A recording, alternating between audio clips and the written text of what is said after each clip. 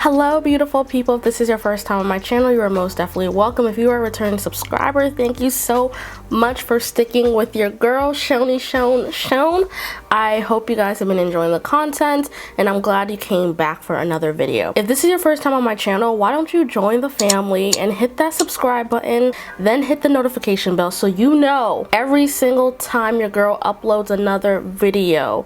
Go ahead and smash that like button, give me a thumbs up, and follow me on the Instagrams if you're not following me already, because I be kikiing on there and I want to kiki with you, so just go ahead and follow me on Instagram. How is everyone doing today? Before we get into the video, I just wanted to give a shout out to Easehold. They actually sent me a makeup mirror a couple weeks ago and I actually really like the mirror, so I've been using it for a while.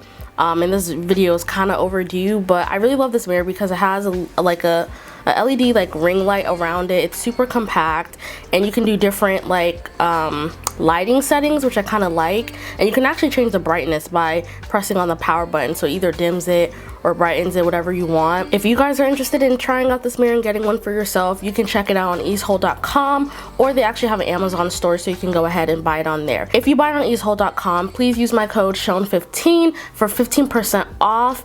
And y'all, I'm gonna tell you, like, this is my new standard makeup mirror. Like the one I had before, I actually like now I leave it in my bathroom and I use this one for my makeup, so check it out. I love it, and this is definitely something, when Corona permits, I will be traveling with when I want to do my makeup on the road. So check it out, you guys. Get yourself one. Super affordable, and I hope you guys enjoy it.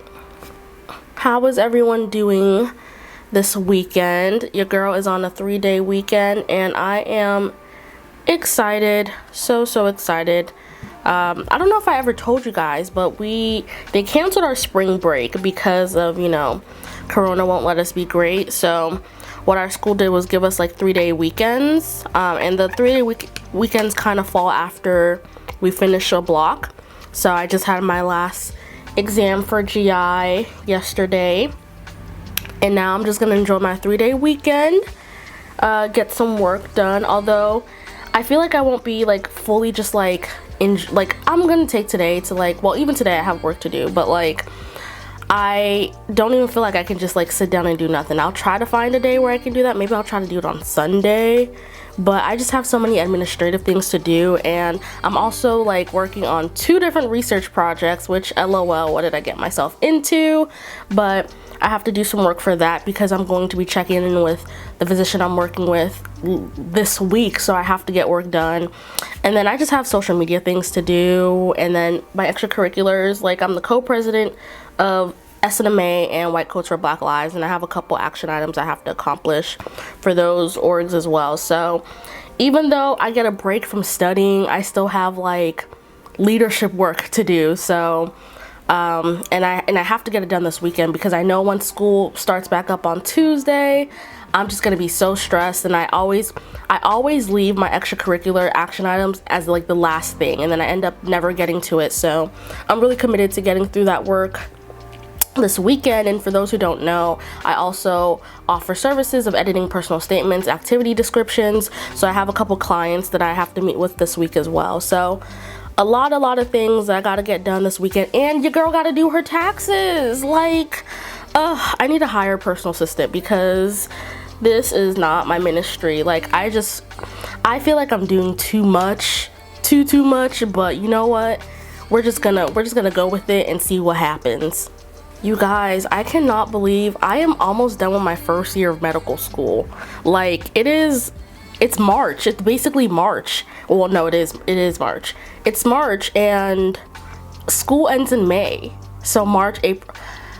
It's just so unbelievable that I am here, that it's been basically a whole year. We got 2 more blocks left to the school year, and I'm just like, wow, where did time go? I feel like I blinked my eyes and my first year is almost done. Like, time goes by so fast, especially when you get older, and I'm just like, wow, can we just like, it makes me kind of happy because I'm like, okay, if time is going this fast, that means I'm gonna, you know, graduate tomorrow. But at the same time, I'm just like, wow, before I know it, deadlines are passed and things like that, and I'm just like, I need to get my life together. I'm actually really proud of myself for getting through this whole year, and I think it's crazy because medical school challenges you in ways that, at least medical school challenged me in ways that I wasn't expecting. And I really came into medical school like, I was like, you're not gonna catch me off guard, I'm gonna be super prepared. And medical school is challenging in its own rights and its own ways, and I'm just so proud of myself because I'll be in the moment of every block studying for an exam, and I'm just like, how am I ever gonna know all the information I need to know? How am I gonna study for this? All this, like, I'm always so stressed. And then I look back and I'm like, wow, you got through that block, girl. Like, you did that, you know, you did that. So it's just kind of amazing to just see how every time I feel like, how am I gonna get something done, or how am I gonna accomplish this, I surprise myself with my potential, my abilities. And I think part of it is that I'm always so hard on myself to perform very, very well in school. Like, I am telling myself that I need to set myself up for success to do well on STEP. Yes, they said it's pass, fail starting my year, but the truth is they didn't give an actual date. They didn't give an actual month. They didn't say, okay, starting this time. They just said no sooner than, I think, 2022. So it kind of is in this vague space where it's like, yes, step one is pass fail, but what if I end up taking it in April and then they decide to make it pass fail in June, you know? So part of me is kind of like, we need to still be out for that reality to happen. So I'm just always hard on myself. I'm like, I need to understand the material now so it's a bit easier to study for STEP, and that I don't know, and I've been thinking about this a lot because when I don't meet my expectations, I get so hard on myself, and I'm just like, Seun, like, you are just as smart as anybody else in your class. Like, you deserve to be here. Like, I know I deserve to be here. I know God brought me here. So I get so hard on myself when I don't perform to the standard I have set for myself, because I'm like, Seun, nobody else in your class has two heads. So the same brain they have, you were capable of doing well as well. So I'm always just trying to push myself to be a better version of me. And it's just frustrating sometimes because things obviously life doesn't always work out the way you want it to. So when that happens, I get so like hard on myself, and instead of forgiving myself and giving myself grace, I end up just being like, I just get so angry with myself of like, you should have done better. You know you can do better. Like, you know you are better than this, you know? And depending on the day, it's healthier and healthy, but that's just something I've been struggling with. And when I talk to some people, it's like, oh, like, you know, it's the imposter syndrome in you, or it's the little black girl in you telling you can't do it. And I'm just like, that's not it at all. Like, I think it's quite the opposite. Because I know I can do it, and because I know how capable I am, it makes me upset when I don't meet that standard, you know?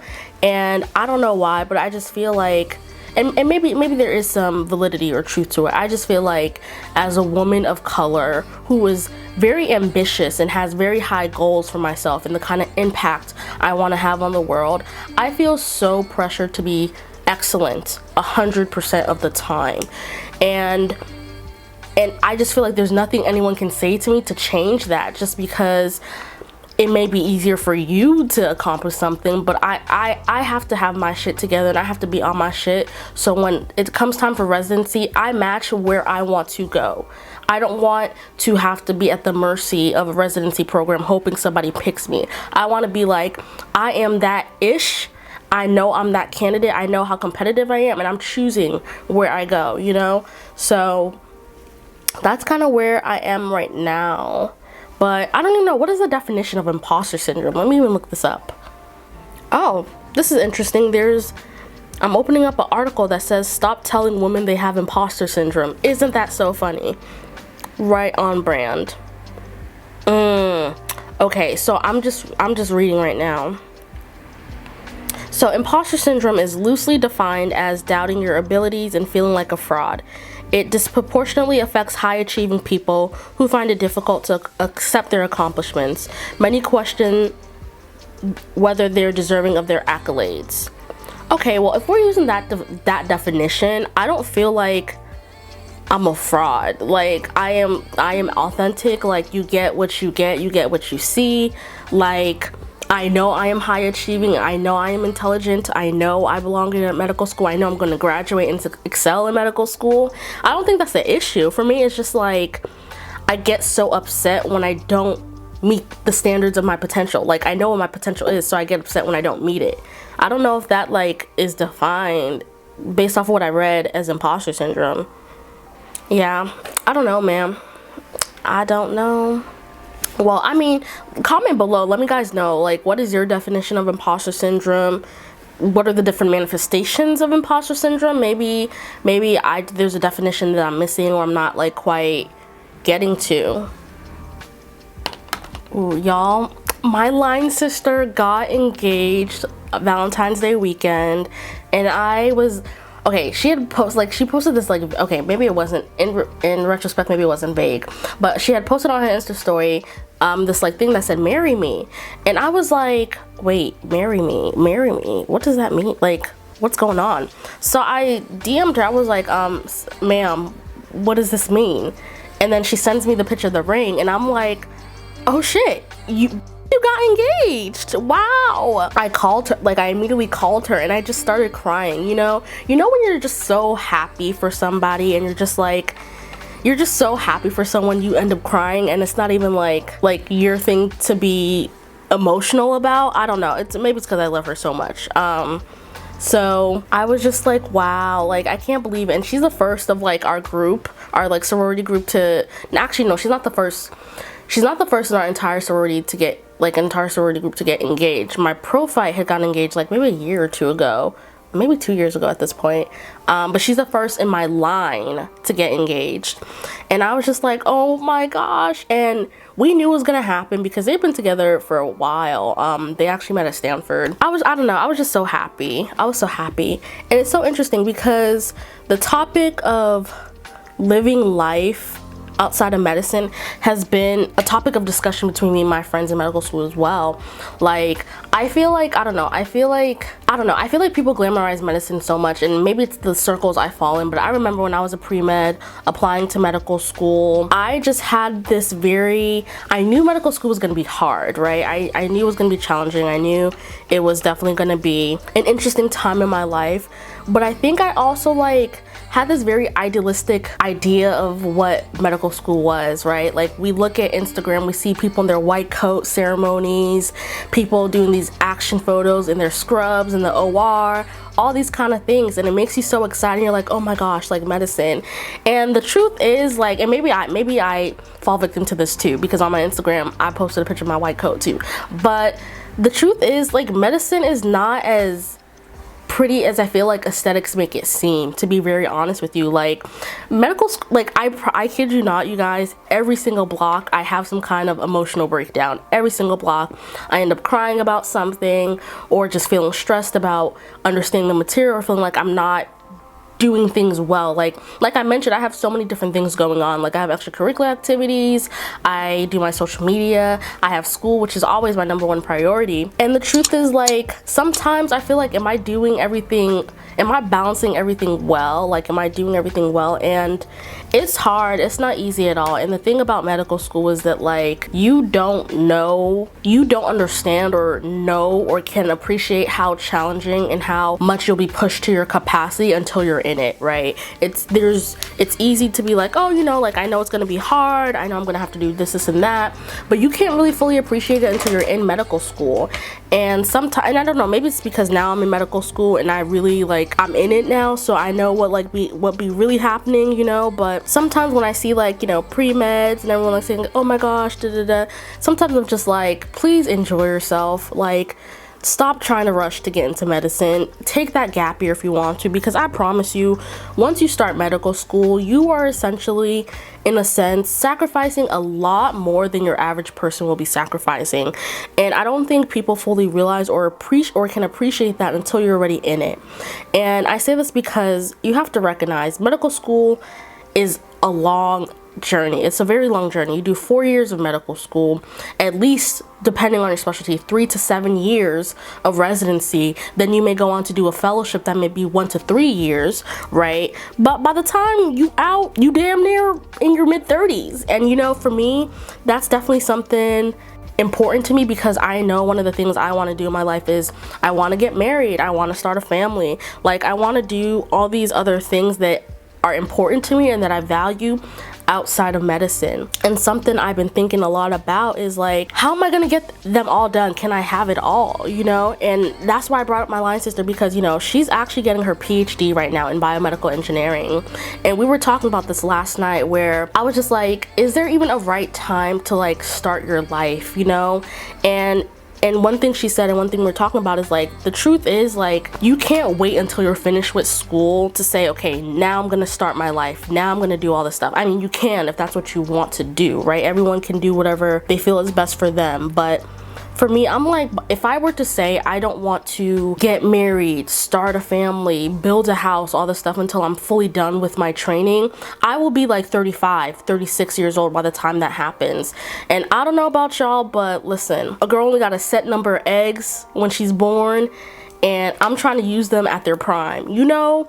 So it's definitely something I've been thinking about, and something I've been asking myself of like, how much am I going to like have to sacrifice or give to medicine? And it's and I feel like people don't think about that enough, and I think maybe those values are maybe different to different people, or different to different genders, right? However you identify. Like, maybe, I don't know, me as a woman, I identify as a woman, and I personally am like, this stuff is important to me, and I'm trying to figure out how it's gonna happen. Like, people get married in medical school, and when I think about it, I'm like, how?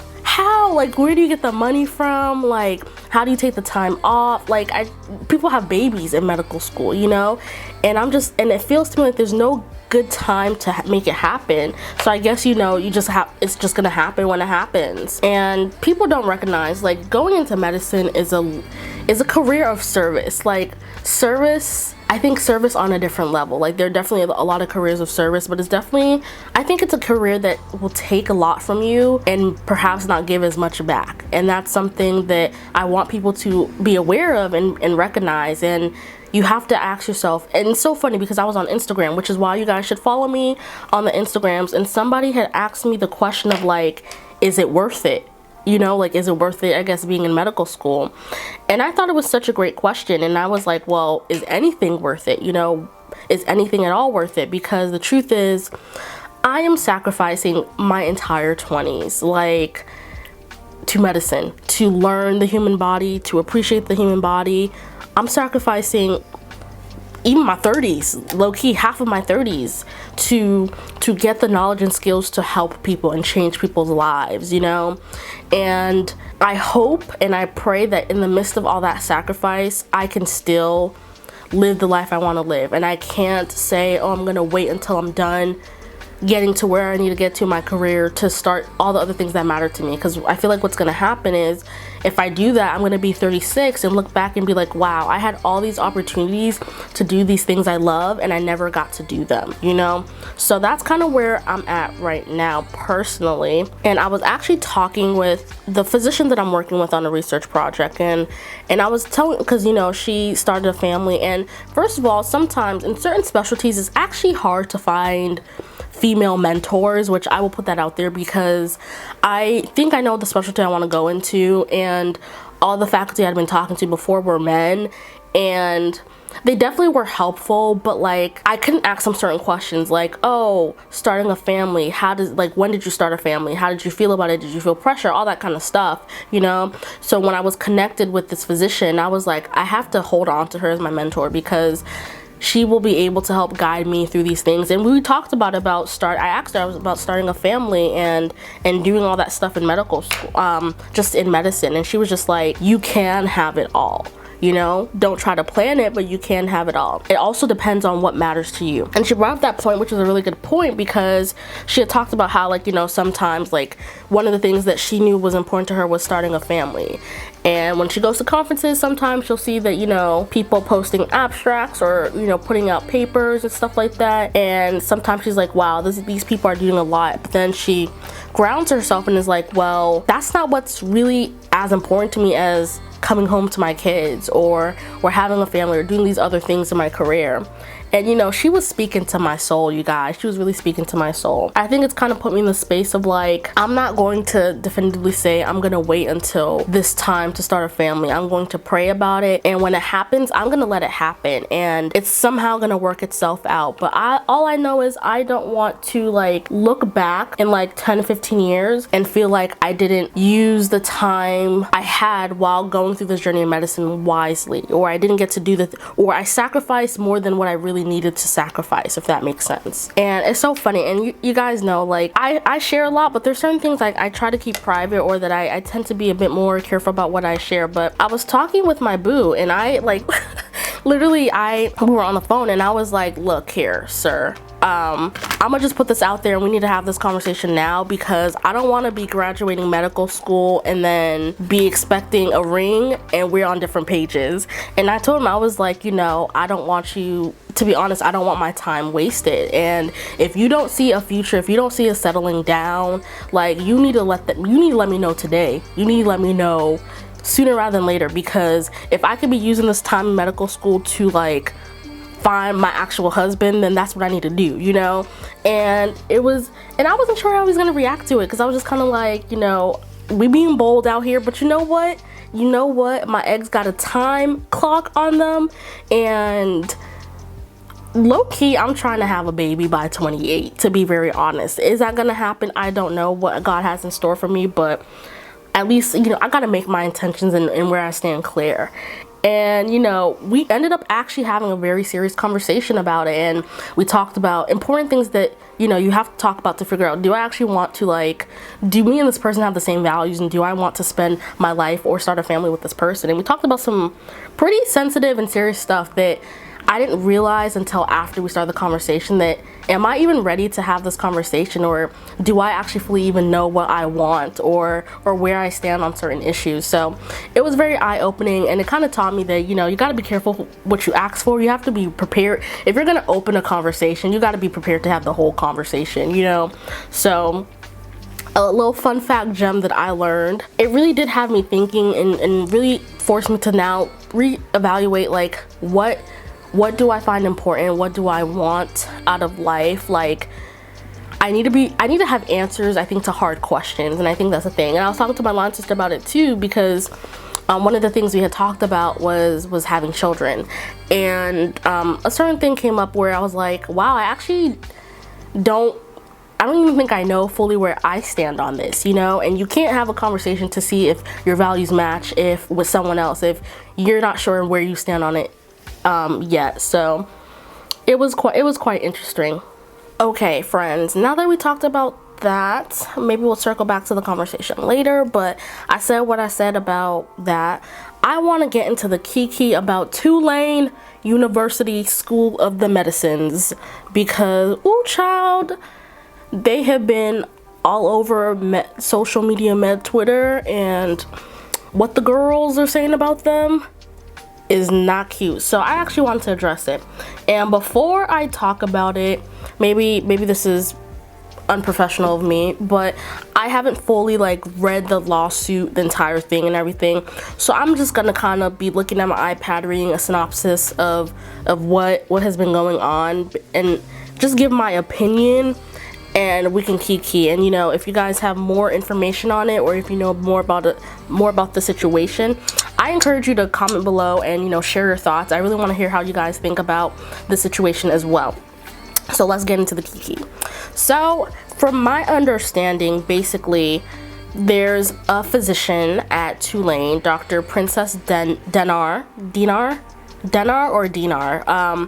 and basically she's a black woman who was the first black woman to be a medical director of a residency program.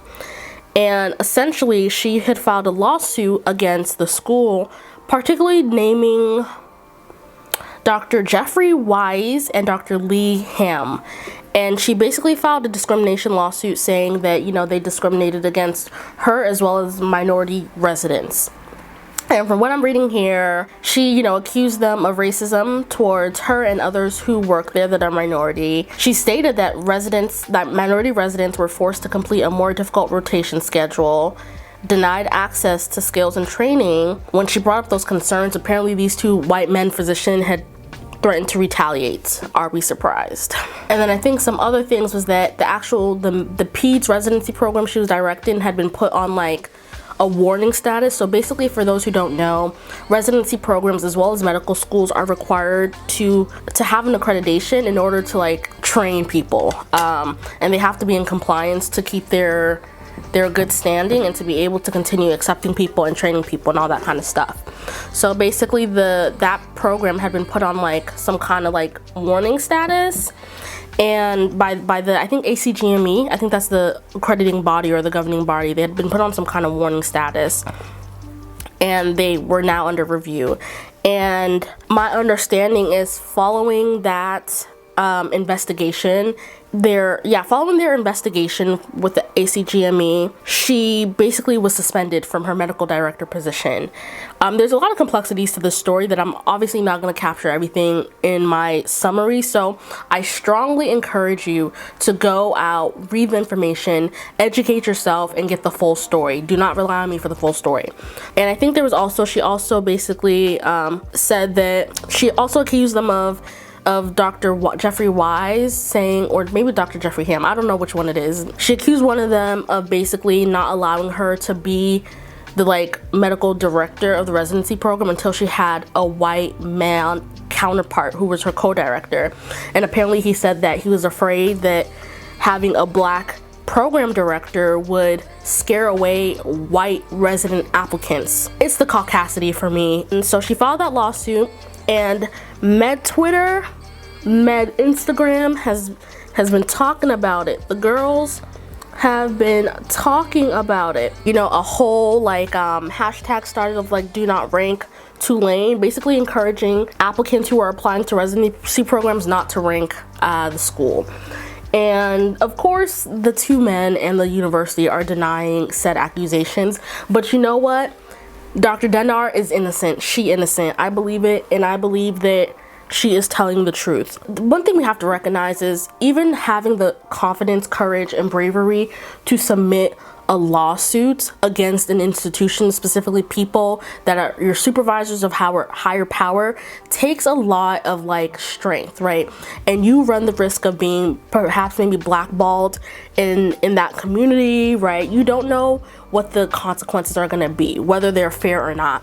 And for her to go out and have that courage, I think kind of tells me what I need to know, that she had to have felt very uncomfortable, and like they had to have been discriminating to that point for her to feel she had to file a lawsuit. I believe they're guilty. I'm not surprised, because this probably happens across the board at a lot of other medical residency programs, medical schools, and people either are afraid to speak up or they're just not talking about it. And Tulane had put out this boohoo, baseless, ingenuine statement denying the claims and then saying that they were going to work towards being a more diverse or better institution. And I'm like, so you basically just said, no, we didn't do it, but we're still admitting guilt. Because the fact that you're saying that you're pledging to work to be better tells me that you know something is going on and something is wrong. So please miss me with the BS. And I've had a lot of pre-med poos DM me asking me, should I withdraw my application from Tulane? Should I still apply? Like, what should I do?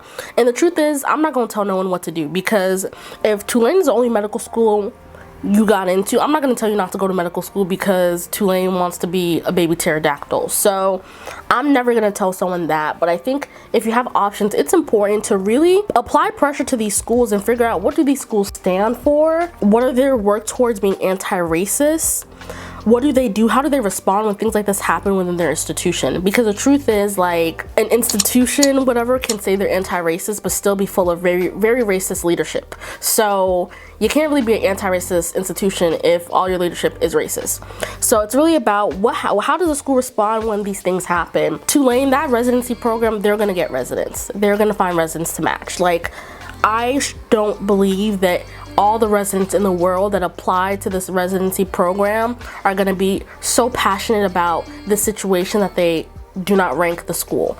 So I don't think that's really going to happen. If it does, it will be a pleasant surprise. But the truth is, there's going to be someone that's going to go. So I don't know to what effect it will have, but I do hope it's enough where it forces them to really rethink how they're handling whatever is happening at their institution. How dare you tell someone who is qualified for the job that you're afraid that her being her race is going to scare away white applicants. If it's scaring away white applicants, why do you want those people at your institution? Because to my understanding, Tulane serves a predominantly underserved population anyways, a high minority population. So why would you want white applicants that don't want a black program director? That in itself is the issue. But go off, sis, go off. Honestly, white people do whatever they want, and there's like very few consequences for it. I'm not even gonna argue with no one on this. Like, if you're white and you feel offended by it, check your white fragility at the door, because I'm not the one and I'm not gonna have the conversation. But we can go down the list of how white people do not get the same kind of consequences or do not have to struggle the same way other populations do, right? We can look at prison sentences. Like, a white man and a black man can have committed the same offense and the black man will get a harsher prison sentence. So you can't really tell me that white privilege does not exist, that there's not some kind of boys club in medicine, because hello, there is. And honestly, I'm not taking on the burden of changing white people. I'm not taking on the burden of making them not be racist or whatever. I respect myself and I care about myself, my mental well-being and all that kind of stuff. So I'm not doing that for nobody. But what I will say is it is very important to pick the right school, especially because all medical schools with the exception of HBCUs are predominantly white institutions. So it is important to pick a school that is working towards being anti-racist, and they're not just saying that, they're actually backing it up with action. They're actually doing things to show that, hey, we care about this cause and we want to work towards being equal. We want to bring equity into our processes. We want to we want to increase diversity in our faculty. We want to increase diversity in our institution. You need to be asking very specific questions when you're applying to medical school, when you're applying to residency, of like, how does your school institution respond to microaggressions if a student reports microaggressions, right? How do you support your students of color? You know, what work are you doing in the community? What work are you doing within your faculty to ensure that your faculty are actively being anti-racist? And if a school doesn't have an answer to that, you need to think about why you're going to that school. Medicine has such a long way to go. It is not even funny. My only prayer is that being a black woman in medicine does not become a traumatic experience for me. That is like not my only prayer, but it's one of my biggest prayers, that I don't get traumatized on my way to becoming a physician. That's really what I want out of my medical education. I just don't want no one to come here and traumatize me because I'm trying to be a doctor. Never would have made it without Jesus.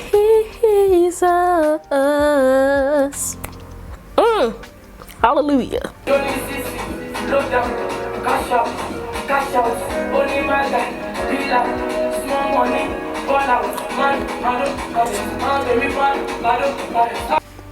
And that's all. Period poo.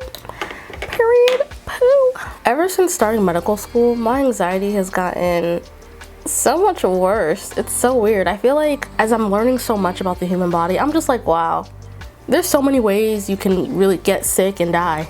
And now I'm constantly wondering how my organs are functioning. I don't know, I just get so like hyper aware now, and like when I think of my family, friends, I'm just like, wow, like anything can go wrong, and it's so scary. Ooh, yes. Ooh, it's giving the girls everything it needs to give the girls. Oh, yes.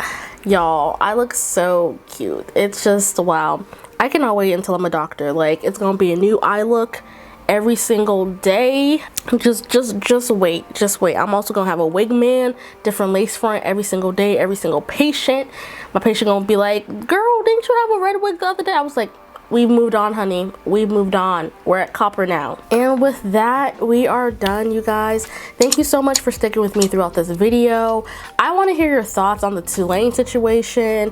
I want to hear your thoughts on imposter syndrome. Comment below, let me know. Let's kiki. If you want to continue the kiki, follow me on the Instagrams at @theprettymed_.